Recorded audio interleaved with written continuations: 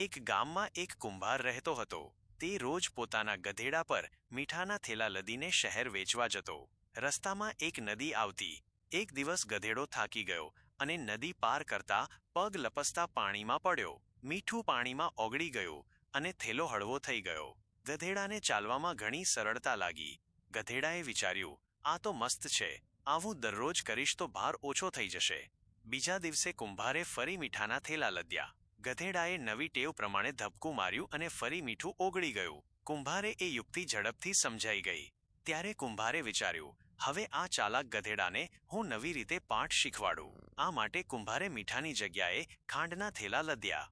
જેમ જ નદી આવી, ગધેડાએ ફરી ધબકું માર્યું. ખાંડ પાણીમાં ઓગળી ગઈ અને નદીનું પાણી મીઠું મીઠું બન્યું. બીજા બધા ગધેડાઓએ આ જોયું અને ખુશ થઈ ગયા.